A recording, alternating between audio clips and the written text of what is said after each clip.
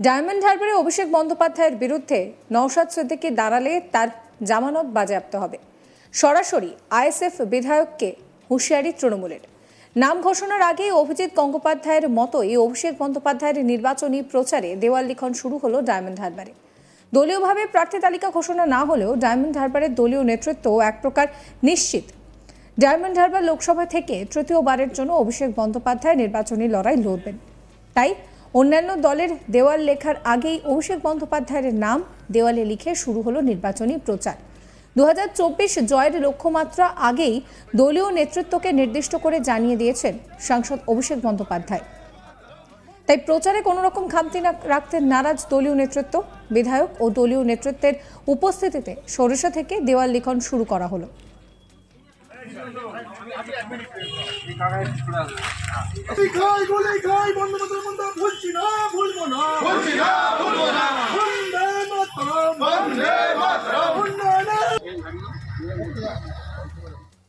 প্রচার শুরু করে বিধায়ক পান্নালাল হালদার বলেন যে অভিষেক বন্দ্যোপাধ্যায় বিগত দিনের থেকে আরো বেশি ভোটে জয়লাভ করবেন। নওশাদ সিদ্দিকী ডায়মন্ড হারবারে নির্বাচনে প্রতিদ্বন্দ্বিতা করলে তার জামানত বাজেয়াপ্ত হবে। কি বলছেন পান্নালাল হালদার, শোনাবো আপনাদের। আজ থেকে আমরা অভিষেক বন্দ্যোপাধ্যায়ের নামে দেয়াল লেখন শুরু করলাম এবং অভিষেক বন্দ্যোপাধ্যায় আমাদের ক্যান্ডিডেট এবং অবশ্যই সে তৃণমূল থেকে দাঁড়াবে। না না, আমরা আমরা এখানে একটা বিশেষ কাজে এসেছিলাম, আমরা ঠিক করলাম আজকের দেয়াল লিখব। আজকে থেকে কি শুরু হয়ে গেল? আজকে থেকে আমরা ভোটে দামাবাজি দিলাম। নওশাদ দাঁড়াবে? হ্যাঁ, নওশাদ আইএসএফের প্রার্থী দাঁড়াচ্ছে ডায়মন্ড হারবারে, কি মনে করছে? এই দেখুন দাঁড়াচ্ছে জামানত বাজেয়াপ্ত হওয়ার জন্য। এর পাল্টা নওশাদ সিদ্দিকী তিনি বলছেন যে অভিষেক বাবুর কাছে নম্বর বাড়াতে হবে। অভিষেক বাবুও জানেন যে কার জামানত বাজেয়াপ্ত হবে আর কে কালীঘাটে প্রাক্তন হবে। কি বলছেন নওশাদ, শোনাবো। তৃণমূলের এক নেতা বলছেন, কেন জানেন, অভিষেক বাবুর কাছে নম্বর বাড়াতে হবে, তো ওনার নাম্বার বাড়াতে হবে, সেই জন্য কথা বলছি। অভিষেক বাবুও জানেন কার জামানত জব্দ হবে আর কে কালীঘাটে গিয়ে প্রাক্তন হবে, তার প্রস্তুতি এখন থেকে নিয়ে নিচ্ছে। দেখতে পাচ্ছেন না, কালীঘাট এই ডায়মন্ড হারবার ছাড়া বাইরে বেরোতে পারছেন না। এখনো তো ঘোষণা করিনি, মানে নমিনেশন জমা দিলে তো বেডিং পত্র সব নিয়ে ওখানে থেকে যাবে বেচারি। আর উনি হচ্ছেন যিনি বলেছেন তার নম্বর বাড়ানোর জন্য এই ধরনের কথা বলছেন। সময় কথা বলবে কার জমানত জব্দ কে করবে। গণতন্ত্রে যদি বিশ্বাসী হয়, শান্তিপূর্ণ নিরপেক্ষতার সাথে যদি ভোট হয়, 42টা সিটের মধ্যে কত সিটে যে পরাজিত হবে আর কত সিটে যে জামানত জব্দ হবে, তখন পশ্চিমবাংলার রাজনীতির ইতিহাসে রেকর্ড হয়ে যাবে। স্থানীয় ব্লক সভাপতি অরুময় গায়েন বলছেন যে অভিষেক বন্দ্যোপাধ্যায় আমাদের আবেগ। অভিষেক বন্দ্যোপাধ্যায় সাংসদ থাকাকালীন ডায়মন্ড হারবার এলাকায় যেভাবে কাজ করেছেন, যেভাবে গণদেবতার সেবা করেছেন, অভিষেক বন্দ্যোপাধ্যায় আমাদের আপনজন।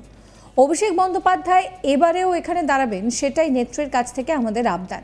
তাই অন্যান্য রাজনৈতিক দল প্রচার শুরু করার আগে আমরা অভিষেক বন্দ্যোপাধ্যায়ের নামে প্রচার শুরু করে দিলাম। কি বলছেন অরুময় গায়েন, শোনাবো। অভিষেক বন্দ্যোপাধ্যায় আমাদের আবেগ। অভিষেক বন্দ্যোপাধ্যায় তার সাংসদ জীবনে আমাদের এলাকায় যে কর্মকাণ্ড সৃষ্টি করেছেন, সৌভাগ্য ভাতা তার নিজস্ব উদ্যোগ, কল্পতরু প্রকল্প তার নিজস্ব উদ্যোগ, diamond Harbour MP cup tournament তার নিজস্ব উদ্যোগ, মামাটি মানুষের সরকার দরদির উপকার মুখ্যমন্ত্রী মমতাজির একের পর এক প্রকল্প সৃষ্টি করে যেভাবে গণদেবতার সেবা করেছে, সেই আদর্শকে পাথেয় করে অভিষেক বন্দ্যোপাধ্যায়ের আমাদের আজকের দিনে দাঁড়িয়ে আপনজন আত্মীয়। তাই অভিষেক বন্দ্যোপাধ্যায় পুনরায় আমাদের ডায়মন্ড হারবার লোকসভায় তিনি দাঁড়াবেন, এটা আমাদের আবদার আমার নেতৃত্বের কাছে। তাই অন্য রাজনৈতিক দল দেয়াল লেখনের আগে আমাদের দলের ভবিষ্যৎ অভিষেক বন্দ্যোপাধ্যায়ের লোকসভা কেন্দ্রে সরিষায় দাঁড়িয়ে আমরা অভিষেক বন্দ্যোপাধ্যায়ের নামে জোড়া ফুল সামনে রেখে প্রতীকে আমরা দেয়াল লেখান শুরু করব। আমাদের মহান নেত্রী মমতা ব্যানার্জি আমাদের আবেগ তিনি খুব ভালো করে জানেন। তিনি তৃণমূল দল সৃষ্টি করেছেন, তাই কর্মীদের আবেগকে তিনি মর্যাদা দেন। সাংগঠনিক প্রক্রিয়ায় আমাদের সাংসদ অভিষেক বন্দ্যোপাধ্যায় সর্বভারতীয় তৃণমূলের সাংসদ। তাই আমার দলের নেত্রীর নীতি জানিয়ে আমরা যে লোকসভা কেন্দ্র থেকে আমাদের সাহেব দাঁড়িয়েছেন, প্রচুর ভোটে জিতেছেন, এবছরে আমাদের জীবন বাজি অভিষেক বন্দ্যোপাধ্যায়কে আমরা প্রচুর লক্ষ্য ভোটে জেতাবো। রাজনৈতিক মহলে জল্পনা, সদ্য বিজেপিতে যোগ দেওয়া হাইকোর্টের প্রাক্তন বিচারপতি অভিজিৎ গঙ্গোপাধ্যায় বিজেপির হয়ে ডায়মন্ড হারবার লোকসভা কেন্দ্রে অভিষেক বন্দ্যোপাধ্যায়ের বিরুদ্ধে নির্বাচনী আসরে অবতীর্ণ হতে পারেন। যদিও এখনো পর্যন্ত ডায়মন্ড হারবার লোকসভা কেন্দ্রের কোনো দলই তাদের প্রার্থী ঘোষণা করেনি, তবে তৃণমূলের তরফে অভিষেক বন্দ্যোপাধ্যায়ের উপরে আস্থা রেখে আবারও তাকে ডায়মন্ড হারবারের লোকসভা কেন্দ্রের সাংসদ হিসেবে জয়ী করার জন্য ইতিমধ্যেই ভোট ময়দানে নেমে পড়েছেন তৃণমূলের কর্মী সমর্থকরা।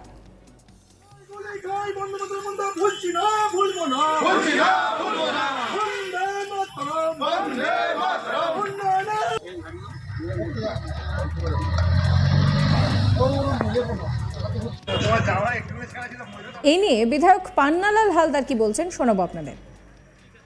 আজ থেকে আমরা অভিষেক বন্দ্যোপাধ্যায়ের নামে দেয়াল লেখন শুরু করলাম এবং অভিষেক বন্দ্যোপাধ্যায় আমাদের ক্যান্ডিডেট এবং অবশ্যই সে তৃণমূল থেকে দাঁড়াবে। না না, আমরা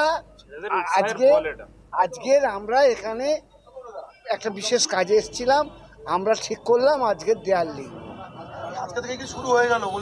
আজকে থেকে আমরা ভোটে দামাবাজি দিলাম। নৌসাদ দাঁড়াবে? হ্যাঁ, নৌসাদ আইএসএফের প্রার্থী দাঁড়াচ্ছে ডায়মন্ড হারবারে, কি মনে করছে? এই দেখুন দাঁড়াচ্ছে জামানত বাজেয়াপ্ত হওয়ার জন্য।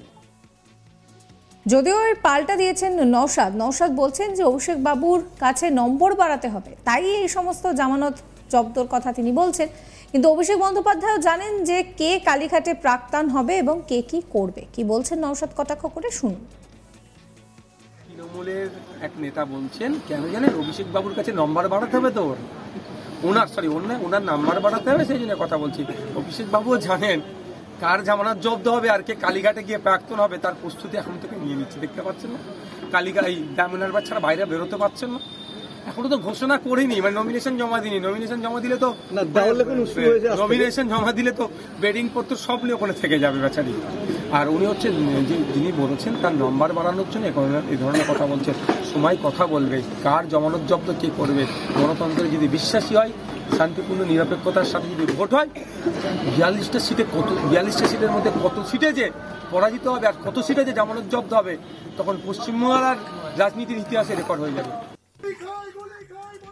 অন্যদিকে স্থানীয় ব্লক সভাপতি অরুময় গায়েন তিনি বলছেন যে অভিষেক বন্দ্যোপাধ্যায় আমাদের কাছে আবেগ।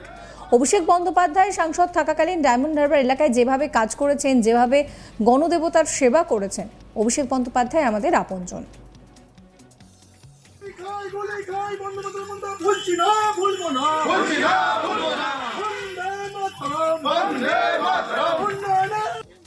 সাবস্ক্রাইব করবেন আজ তাক বাংলার ইউটিউব চ্যানেলকে, ফলো করবেন আজ তাক বাংলার হোয়াটসঅ্যাপ চ্যানেল।